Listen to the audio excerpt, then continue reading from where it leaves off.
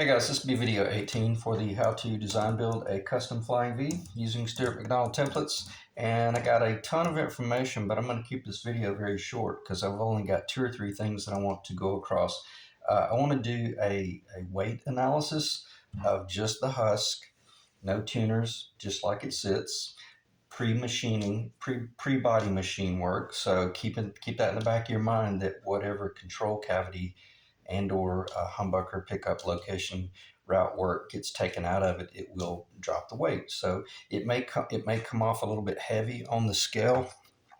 So and I don't know what the number would be, but I might guesstimate there at the end of the job what you could expect it to weigh after it's all fully dressed. And again, I'm going to load this baby up. So let me make sure we're in the camera, and then we're going to talk about the fretboard and how I shaped the trapezoidal path, got it perfectly aligned with the points down there. And if I forget, I've got currently a 23/32 inch, 1 and 23/32 inch nut, and I am 2 and 3/16 right here. That is exactly what I wanted, and it's historically accurate. All right, so let's do a tear. We'll start out in grams first, and we're going to weigh just the body. No tricks. I did some of the initial sand work, so there's nothing in it. And I'm going to let this cantilever off push that forward just a little bit in case YouTube compresses the video. Okay, 2,917 grams for the husk. 6.432 pounds. Okay, so now let's go back to grams and let's start putting some weight on her. We got to have tuners. This is a complete set of Spurzell. That's kind of a middle of the road weight. That brings it up to 3,080 grams. 6.790 pounds.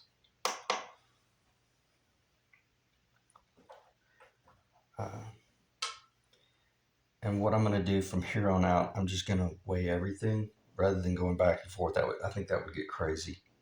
So here's the nut. What would be the next thing? Or prior to the nut, there would be a truss rod cover. The next thing after the nut would be the neck pickup.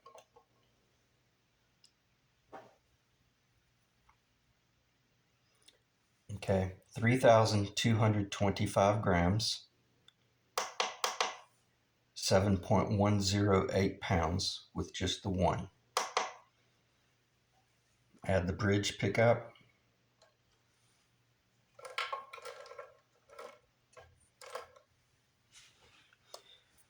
$3,353 grams. 7.392 pounds. Okay, I don't have a bridge, but I weighed this, and that's about a little bit heavier than a bridge. And then if you were to go with an aluminum tailpiece, like your hardtail, 2 studs. I don't have the anchors, so just kind of keep that in the back of your mind. And here would be a set of press-in. These are actually Gibson from the early 80s. These are Gibson press-in bridge studs, the adjustable wheels. So let's look at where we are right now. 3,464 grams, 7.638 pounds. So that's a fairly complete guitar other than the strings and the rest of the stuff that we're about to add to it. All right, so it's an electric guitar. We gotta do wiring. Okay, so let's start out with 3 potentiometers, CTS, a couple of capacitors, switchcraft 3-way, tall, deep well with a deep well nut, switchcraft output jack. And I can assure you this is the appropriate amount of wiring for a, that's enough for a Les Paul. Okay, three little speed knobs, and the only thing she doesn't have is a set of strings on her and the strap buttons.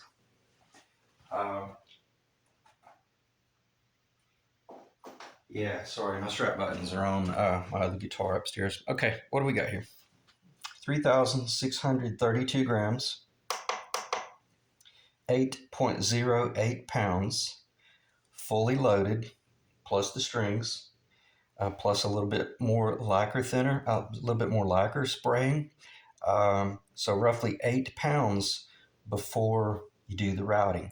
It's going to be under 8, and it's going to be slightly under 8 pounds. And as far as what does it feel like? Oh, just it's heavenly. It feels like a custom guitar. So there you have it. All right, let's see what all of that stuff weighs. All right, so let's go back to grams. 3,630 grams, or 8.0004 pounds. So 8 pounds. Now let's just take every bit of this off and see what happens. Let's see if we can do the math.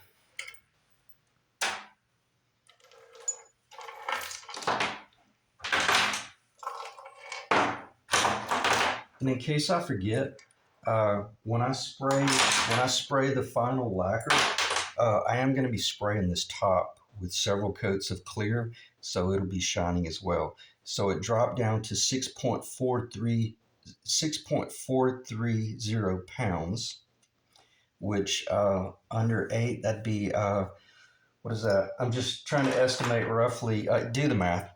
8 pounds minus 6.43 pounds. What would they be, about 1.6 pounds, give or take, for all of that stuff. So there you have it. All right, let me check the time. Get this stuff off the table. 7 minutes, 23 seconds.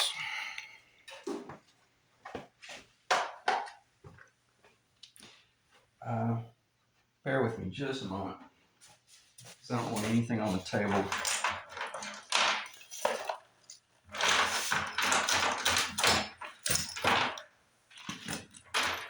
When you're designing and building a guitar, a lot of times, if I know what it is that I'm going to be building, I'll buy all of those parts and use them for design and layout. Because it always helps to know that dimension from here to here when you're getting ready to cut your design and cut your control cavity, or have the ability to lay that up on there and just look at it, things like that. So, and I'm not going to spend any time doing design work other than I will show this right here. Let me check this. I had mentioned there's a possibility you could do a single coil pickup. You would not be able to with the 22 fret, but if you turned it into a 24 fret guitar, I've already taped these together, but humor me there, it would roughly be, right there. You would then be able to do a single coil. And that was part of my design concept to begin with, is that, some guys want a 24 fret guitar because they're the type player that they need that, and you would still be able to get. So in other words, if you were to turn it into a 24 fret guitar, that's what your guitar would look like. Okay, 3, 2, 1, it's gone. Or if you did a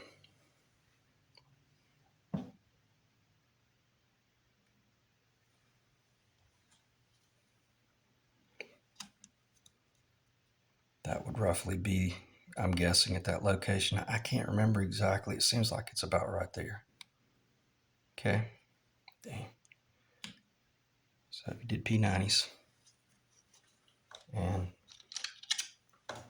very quickly. Since this is a custom guitar, I like to show these things so that someone knows exactly what this thing's going to look like from a scale, you know, from a distance from here to this corner, from here to there, and, you know, just, you know, from here to here so that you can actually see what it would look like once it went together. I want to say that goes about right there. I've already cleaned the top. I lost the black Sharpie, so somewhere in that area right there. Okay. Okay, what else? Let's talk about, let me check the time. 10 minutes. It'd be cool if I could knock this thing out in under 15 minutes because they upload so much faster. And to do that, I will spend just a brief moment with this. All right, what I do after I got it out of the clamps, the first thing I did was come across. The very first thing I did, all the tape was still on the back, and then I started taking the razor blade and just kind of cleaning straight up and down, cleaning any epoxy squeeze out until I started seeing the tape tear away a little bit, and then I went to the other side. And I just wanted to get to a base point. I knew I was going to be cutting off about a 32nd of an inch on this side. Now, probably a little bit more than a 32nd inch over here, but about a 32nd inch on that side in order to define my nut location at 1 and 23/32. When whomever buys this guitar, if they prefer a 1 and 11/16 inch nut, then it's just a matter of cutting it down on both sides and keeping it symmetrical and making it a little bit more narrow. It would be extremely difficult to take it below 1 and 11/16 of an inch nut because that's not the guitar that I engineered and or built. So I would, in a nice way, I would say if you're wanting a 1 and 9/16 inch nut, that would be an enormous amount of work that I'd have to do to get to that point. And then after I got that cleaned down, then I pulled all the tape off, did some initial cleaning, and then started going into the flatboard sanding. And I used machinist files, really large files, to keep everything, let me see if I can get it on the camera, to keep everything very straight.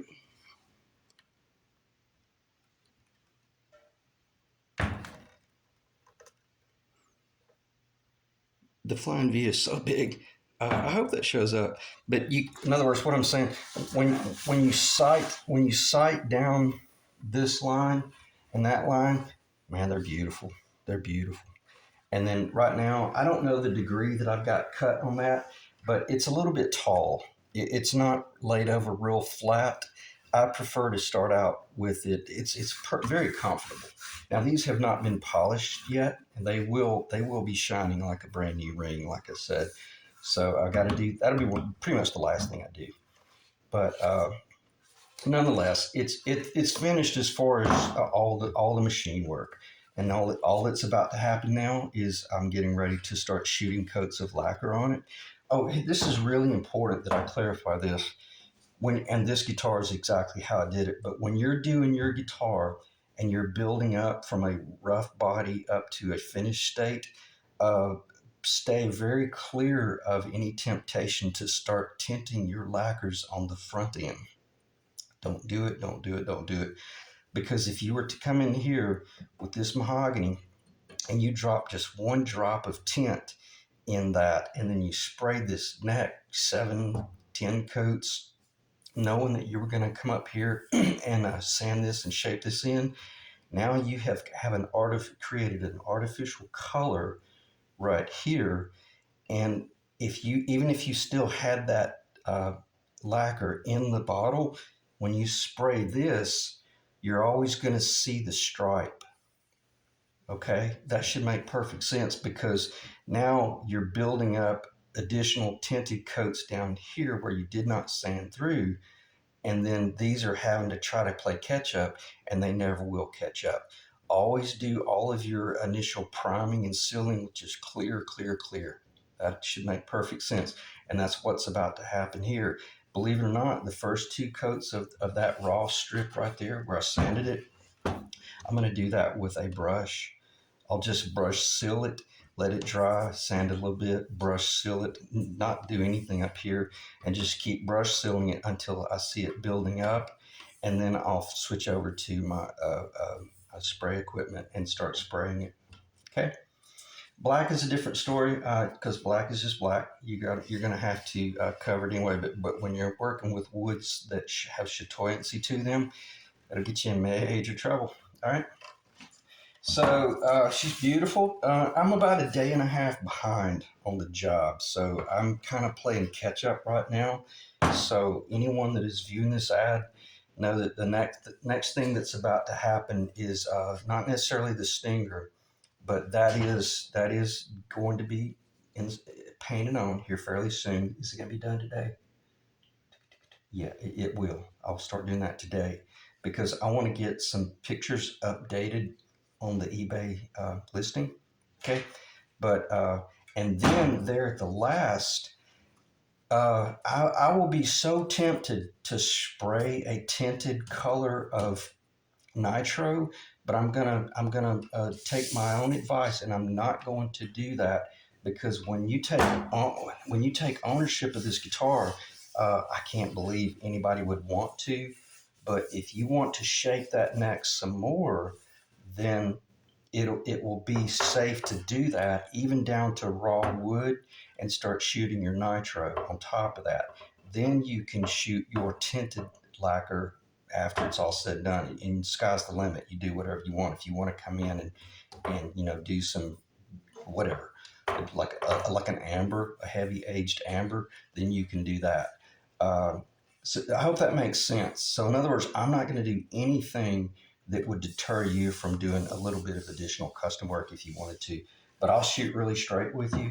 Um, if you lived in my town, in the city I live in, and you bought this guitar, and you took delivery of it, and you're like, I wish you'd go a little bit this, a little bit left, a little bit right. I would do it for free because I'll be shocked if you don't like this neck. Okay, it's just spot on incredible. And I'm going to stop talking because I don't want this to turn into a 25-minute video. So that ought to make perfect sense about the clear coat finishes. And we'll check the time, 17 minutes. I hadn't planned on doing this, but I will. I have no idea what this is going to look like, and I got to be real careful about it. Now that binding right now has got a lot of the, where I did some of the initial sanding.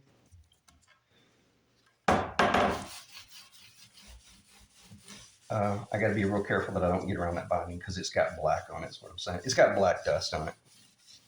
And again, as I've mentioned, that just doesn't really give it much justice, or it doesn't do much justice for it. Now that's pretty darn close. Okay, it's just, I got to stay away from that black. So very, very happy with it. It's just a beautiful guitar. This is the first time I've done this, where I did the, okay, that's basically a Les Paul heel with the 3/16 inch step.